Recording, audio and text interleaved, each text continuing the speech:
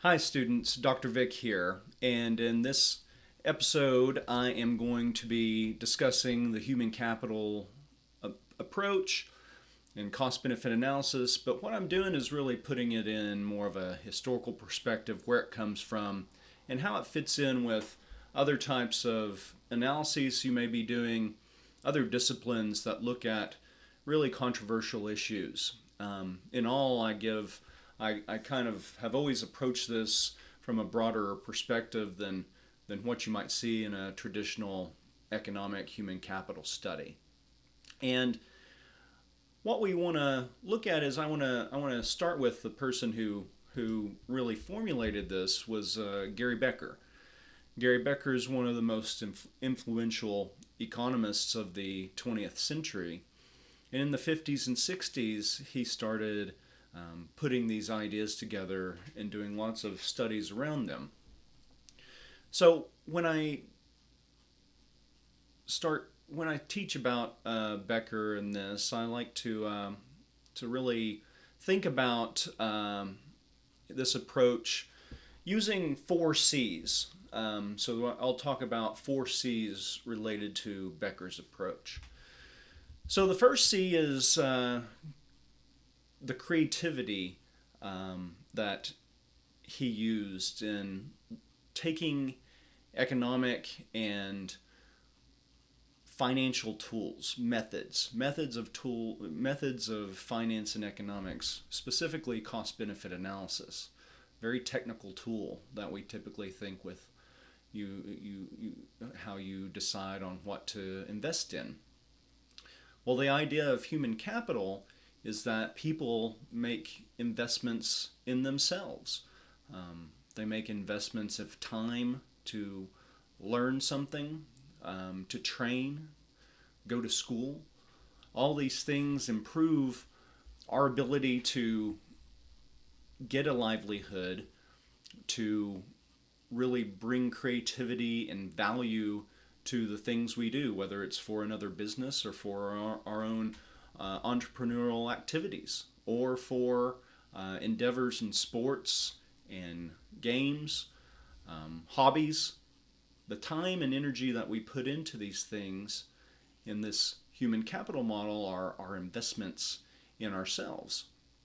And what was creative about this is that Becker started thinking about this time and these investments similar to investments in a firm's capital, its buildings, its machinery, that increase the productivity of the business. It doesn't have to be a business. It could be a government that's ramping up knowledge and discovery for space exploration. But on the personal level, these are investments in ourselves.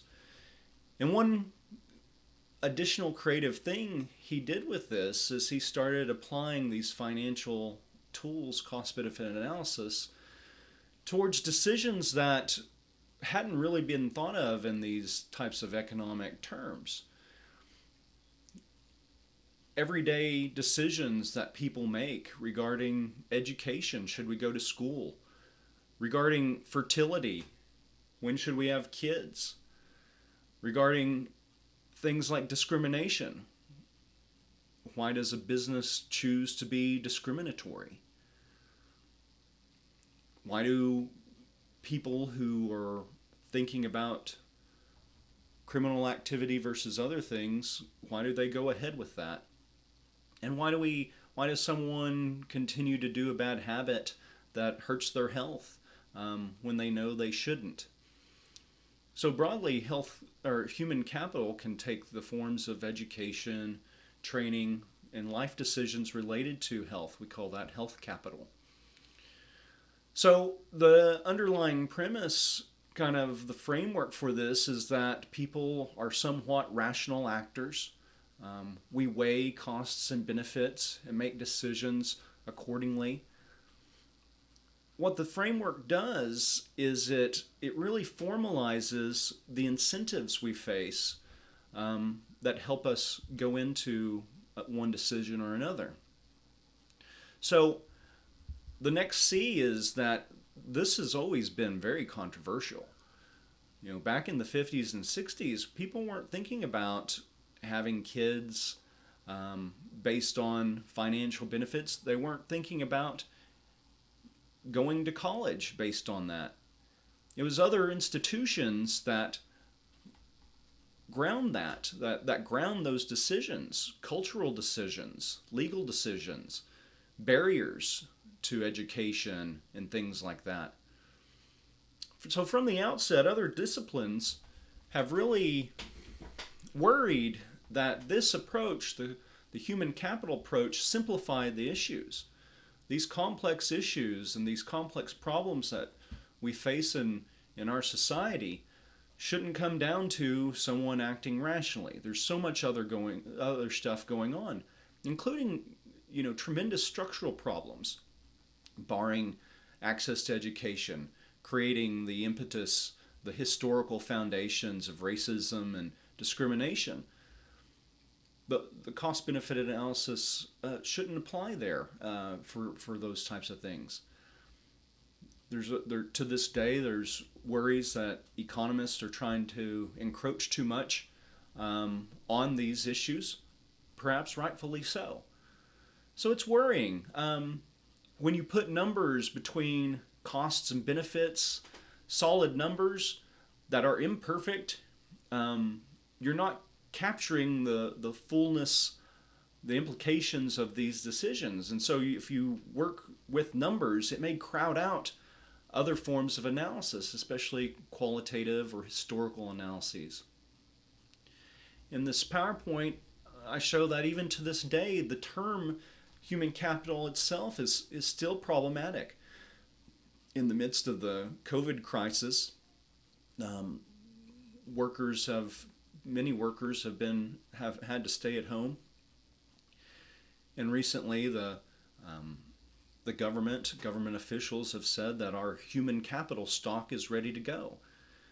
And thinking about humans as capital or stock has very problematic historical connotations, namely the historical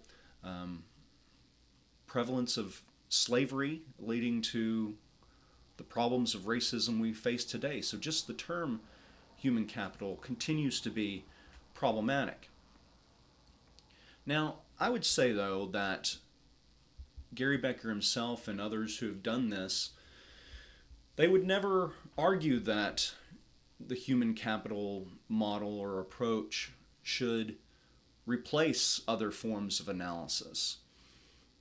Instead, the third C that I like to talk about, and particularly the way I approach and teach it, is that this is a complementary approach, that coincides with other ways of thinking about it. So we take as a truth through these other analyses that historical problems are occurring, and that status quo of problems remain entrenched, historically and even to this day. But it's complementary, the human capital approach, is that, again, we can formalize some of these incentives that are keeping it that way, that keep the status quo. So we can think about, why and where do businesses continue to discriminate?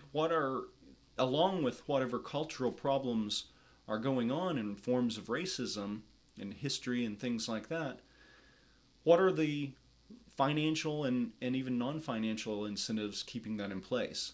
What keeps women from delaying childbirth until later? This has been a real focus for development workers, nonprofits, and development economists in lower income countries where fertility has stayed high. What barriers keep the gendered gap in educational and occupational choices? Why aren't those barriers going away and the gendered pay gap being reduced? It has somewhat, but these are all questions that this analysis, this formalization of incentives can complement. And so while all these other factors related to decisions may be slower to change. Culture, history, religious ideas, say, versus marriage and having kids, civil society, how people work together, law. These may all change very slowly, but one thing about these cost and benefit analysis is that a policy may come into place relatively rapidly and change that small equation of weighing costs and benefits. And so while other things may be slow to move, we could say those are controlled, where we're making one change, a policy change that may affect costs or benefits. And that sets up a natural experiment to see, do behaviors change due to that policy? So it's complementary still. I'm still on the third C, is that the structure of cost-benefit analysis allows one to make a testable hypothesis. If you make a policy that increases the benefits, do people make decisions to invest more in education? Do they make decisions to stop discriminating? Do they make decisions to not commit crimes? So changes to costs or benefits of a decision may impact people making that decision. So nice testable hypotheses which lead to experiments. This could be thought of directly, investments in education. If you put investments in education, which is a human capital investment, does that lead young girls to delay childbirth by helping them realize potential future livelihoods better? Increasing what they see as benefits to not having kids yet, does it affect their decisions? Or maybe we take a broader approach, such as broader cultural shifts, which may change slowly, but they may lower the costs of going to work. They may, shifts in how child care and child rearing is done between men and women. Does that allow women to realize more of the benefits in work and lead to greater investments in their careers? So these incentives are felt in the context of time and place. So again, we're not taking I would suggest not taking the economics as a bubbled approach and just looking at that, but it's in the context of these other institutions, which I focused on in this class.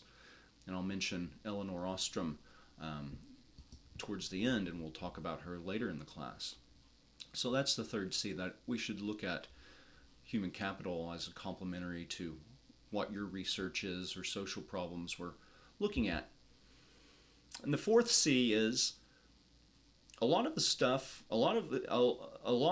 what the human capital model predicts has been shown to be correct through empirical studies. So because you can make those testable hypotheses, you can have empirical analyses to see what's going on, and if a policy change does change the cost-benefit calculus and lead to decisions in greater human capital. Many of these studies find that increasing the benefits or lowering the costs of some decision, they indeed do lead to greater investments. So for some examples, many studies have been done in the developing world that female education does indeed delay fertility.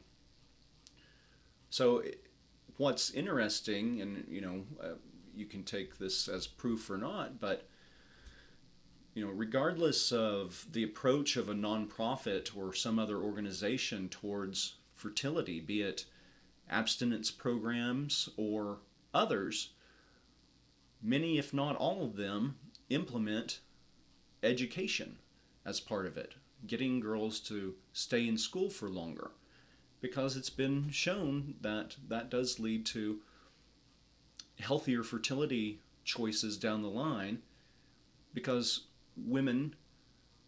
girls that go to school and become women, they can have a better choice of livelihoods. And thus the opportunity cost of having a kid early goes up dramatically because, again, that would be a barrier to realizing those livelihoods. Lots of studies, a lot of Becker's early work and then later work in the economics of crime that have found that investments in better policing, community strategies do in fact lead to better outcomes for the communities that they're in and change the calculus of doing crime, committing a crime. And then lots of good work by Claudia Golden on the gender pay gap finds that a lot of occupational differences, male-dominated occupations versus female occupations, are related to time penalties within those occupations. So how you're penalized if you can't fully give yourself to being a high-end lawyer or a top-level manager, where your time is very inflexible. You need to be at work, and how that penalizes those people who have to focus more on childcare or elder care. So those are, Claudia Golden's found that differences in time penalties are related both to the pay gap and to the types of occupations women choose to go into, and men vice versa. So I'd like to just briefly, what are the 4 C's that I've related to Gary Becker? First is his creative use of these financial methods towards other aspects of life. The controversial nature of it, of course, which remains to this day.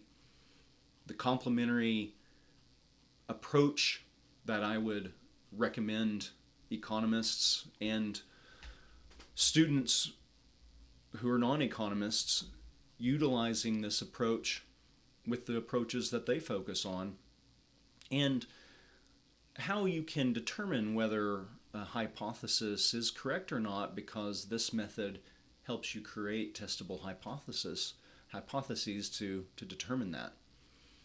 So I'll end real quick on a more general way of operationalizing these approaches based on work that Elinor Ostrom has done in a book that she goes to different places in the world and sees how people make decisions to work more cooperatively together in delivering public goods and treating common resource that need to be shared so that you can deliver goods such as open water fishing and other things like that.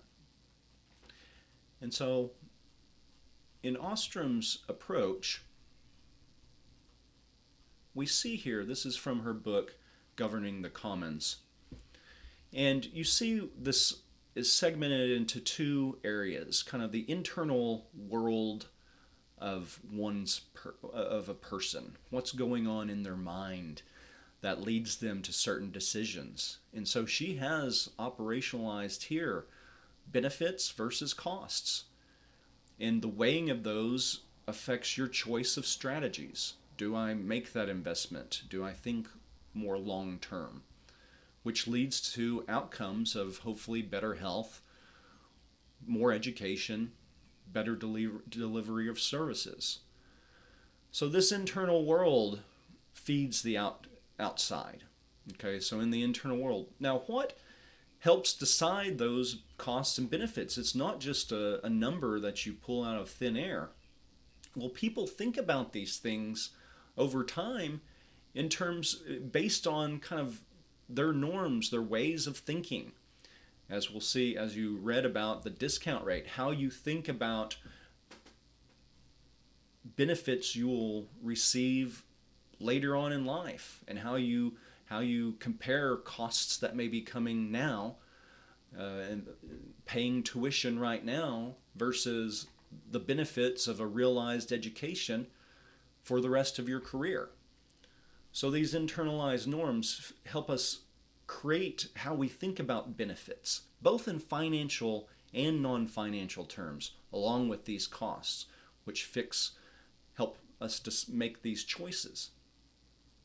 Now, one great innovation of Ostrom is that it's not just on this focus on the inside, but the inside thinking is dictated somewhat by the external world. What information is coming into our mind that help us both fix these norms and see what benefits and costs are there? What opportunities do we have? Do we have security in our property, our intellectual property, our physical property? Are there policies in place that help us realize this? And is there law protecting this? These all feed into both our norms and then our expectations of what benefits can be kept and what is the cost of doing these things. And so you can think about many disciplines are fit into this. It's not just the benefit and cost. It's not just the financial and economic calculus that's going on here. But it's much greater, again, all these other institutions that I've harped on that both feed the market, but also feed our preferences, bar our constraints, or expand our constraints. And so you have not only the emergent thing coming up from individuals to these institutions, but the top-down pressures and constraints and opportunities created by those institutions for the individual. So again, I like this approach despite the controversy of it, because as I harp on, there's a lot of creative ways that can be done, and again, it can complement your analysis in lots of ways. So thank you for listening, and good luck.